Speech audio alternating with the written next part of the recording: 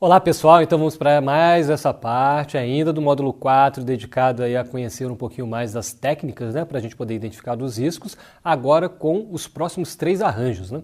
Já vimos os 3 arranjos relacionados às técnicas que são altamente, fortemente aplicáveis na identificação do risco, e agora a gente vai para os outros 3 arranjos relacionados às técnicas simplesmente aplicáveis à identificação dos riscos. E aí, dentro daquela mesma metodologia que a gente viu nos outros arranjos, agora vamos tratar, como aparece aí na tela para vocês, as técnicas aplicáveis à identificação dos riscos com baixa necessidade de recurso e de capacidade técnica, que são o índice de riscos e a análise de custo-benefício. Em relação ao famoso índice de riscos, na visão geral, é uma abordagem qualitativa para a gente classificar e comparar os riscos. É uma estimativa derivada utilizando uma abordagem de pontuação mediante escalas ordinais. A gente vai trabalhar essas escalas justamente no próximo módulo. Vamos apresentar as principais escalas. Não existe orientação de qual escala deve sempre ser. Existe sim, na realidade, as mais utilizadas. E aí a gente vai explicar esse detalhamento em relação às escalas ordinais no próximo módulo. Podem ser utilizadas para avaliar uma série de riscos com o uso de critérios similares, de modo que possam, obviamente, ser comparados. Como características, são essas duas que aparecem para vocês, podem ser utilizadas para classificar diferentes riscos, obviamente associados a uma atividade, e também utilizados para os tipos diferentes de risco, geralmente como um dispositivo de pontuação para classificar os riscos de acordo com seu nível de risco. E aí vocês vão perceber que já com essa descrição da visão geral e das características, até já antecipando um pouco aquele ponto forte negativo e o ponto forte fraco, né, que agora a gente trouxe o ponto fraco, que é realmente o fato de não ser tipicamente uma técnica de identificação, e sim de a gente mensurar um risco já identificado, justamente por causa da utilização dessas escalas, e aí a gente consegue fazer essa comparatibilidade numérica, e isso expõe literalmente um determinado nível de risco. Como requisitos, análise do sistema ou a ampla descrição do contexto que vai ser utilizado, uma boa compreensão, obviamente, das fontes de risco, os caminhos possíveis e o que pode ser afetado. Muito bem, o que não deixa de ser uma análise preliminar de um risco já identificado. Como produto, né, como output, uma série de números, que são esses índices compostos que se relacionam com uma fonte específica e que podem ser comparados com índices desenvolvidos para outras fontes. A gente vai ver isso justamente no próximo módulo. A gente vai identificar um risco, já utilizando de uma dessas técnicas, e aí, uma vez identificado o risco, a gente vai literalmente descrevê-lo, e aí nessa descrição a gente vai conseguir identificar tipicamente a fonte, a causa, o impacto, né, o efeito, o que ele atinge no objetivo, e aí depois dessa descrição a gente vai matriciá-lo, ou seja, reportar ele a um diagrama, e esse diagrama vai resultar nisso aí, ó, que aparece para vocês, nessa série numérica, onde a gente vai conseguir situar e classificá-lo em baixo, médio, alto, elevado, extremo, e isso vai impactar inicialmente num risco que a gente chama inerente. A gente vai analisar fatores de avaliação do controle que podem ser eventualmente aplicados a esse risco inerente.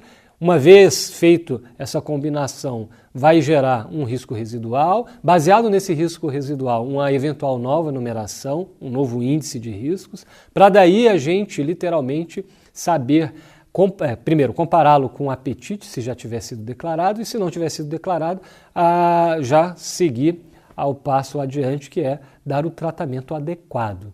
Se você não tem o apetite, fica um pouquinho mais difícil de a gente escolher certinho qual o melhor tratamento a ser dado. Mas tudo bem, uma vez tratado esse risco, a gente vai transcrevê-lo,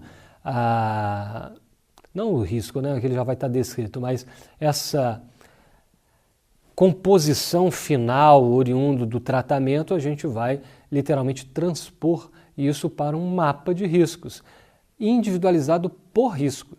E esse mapa vai gerar, por sua vez, um procedimento padrão para aquele risco, onde a gente consegue identificar um plano de ação e um plano de contingência, identificando literalmente, minimamente os responsáveis, e aí essa identificação feita numa matriz RACE para a gente saber quem vai ser efetivamente apenas consultado ou apenas informado e quem é que vai colocar a mão na massa mesmo, que vai ser o responsável. Voltando para a tela, como produto, a gente já falou, o próximo slide, o ponto forte e fraco, é o ponto fraco que a gente já comentou, não chega a ser uma técnica independente de identificação do risco, e sim uma quantificação dela.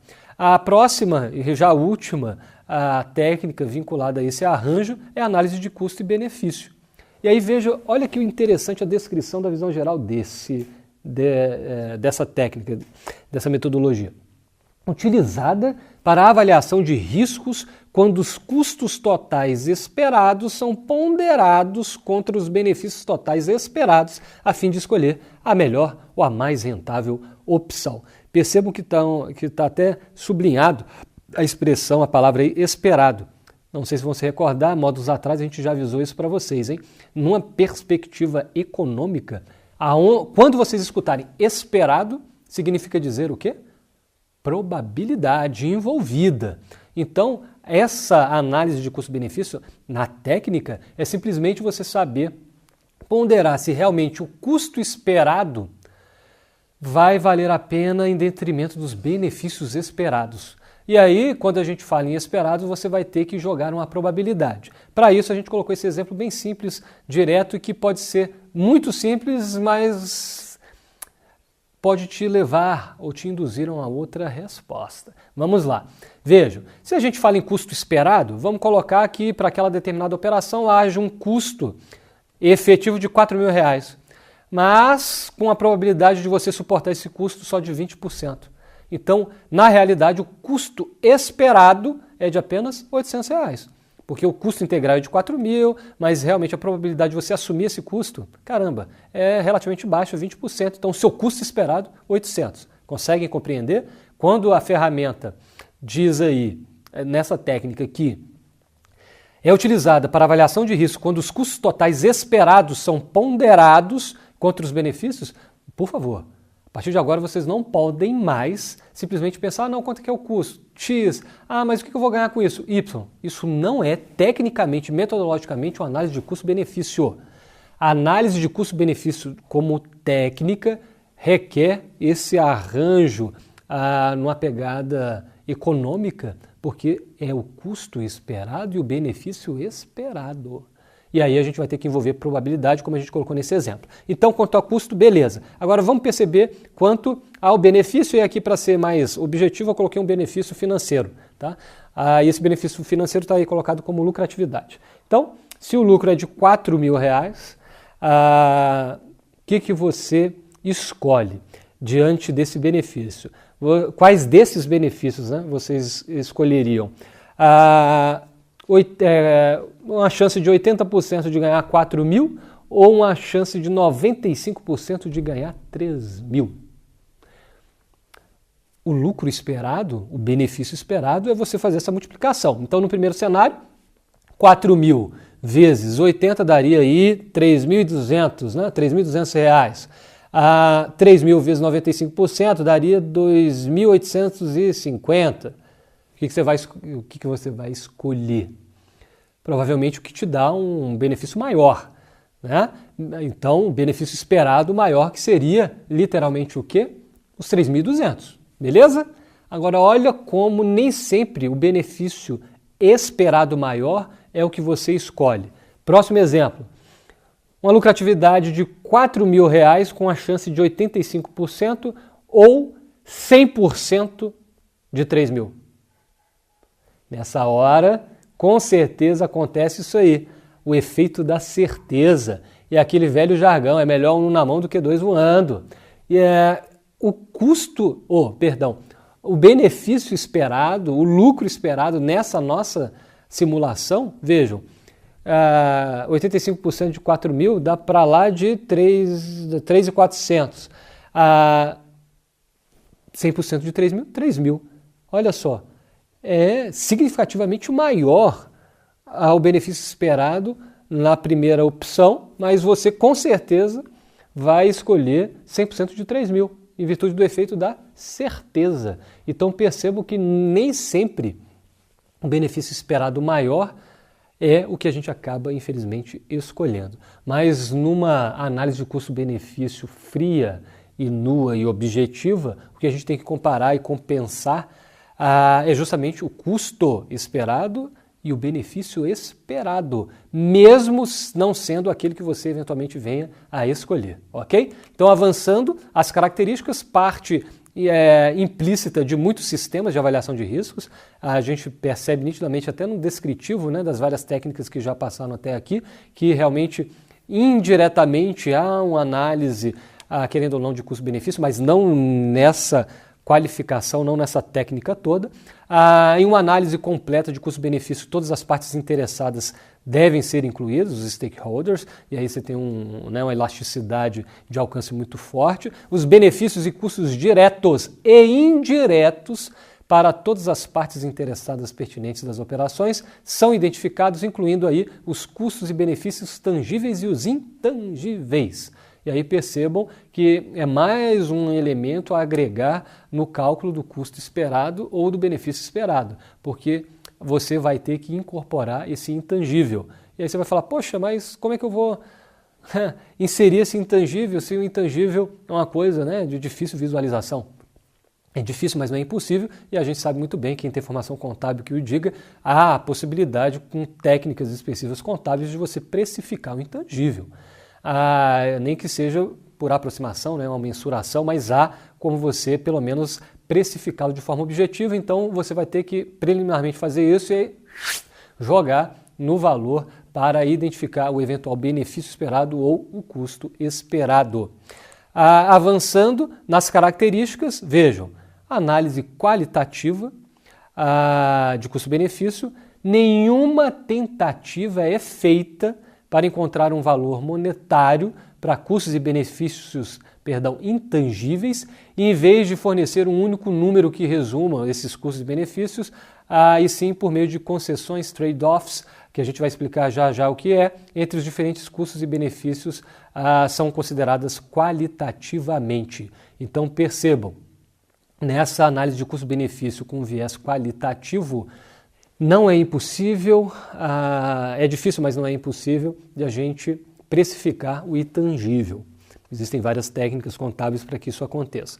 Mas se você quer analisar qualitativamente uma determinada situação de análise de custo-benefício, esse tipo de precificação fica por fora, porque você vai tentar literalmente avaliar um custo esperado, um benefício esperado de um item intangível por meio de compensações, que na linguagem aí internacional se chama trade-offs, que a gente acaba explicando bem curta e simplesmente nessa observação.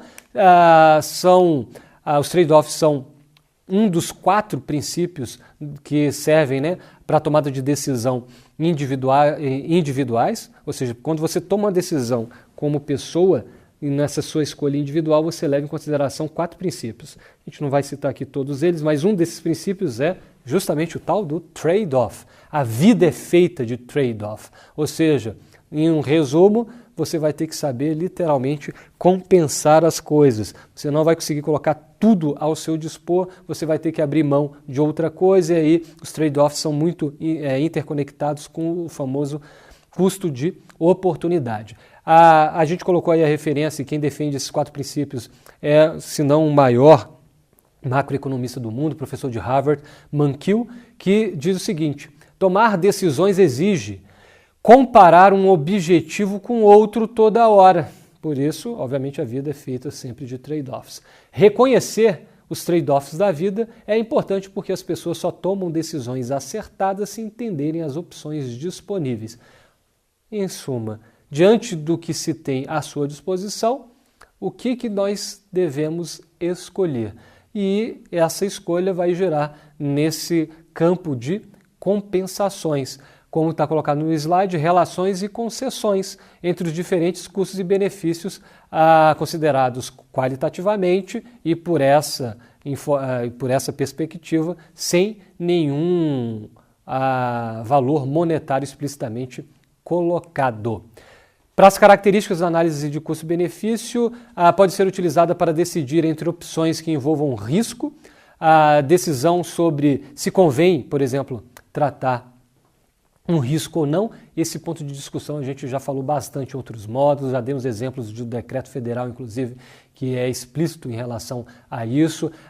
No módulo 2, que a gente falou muito sobre a teoria econômica aplicada aos contratos, a gente mencionou justamente essa maestria que precisamos ter entre riscos ex ante e prejuízo ex post, ou seja, efetivamente, vale a pena a gente empregar todos os meios para controlar um determinado risco, se esse risco eventualmente, caso esse risco eventualmente venha a ocorrer, o prejuízo que ele gera é menor do que o controle que se é realizado. Você já sabe muito bem que a resposta é negativa, mas aqui é uma característica relevante para, obviamente, a análise desse custo-benefício.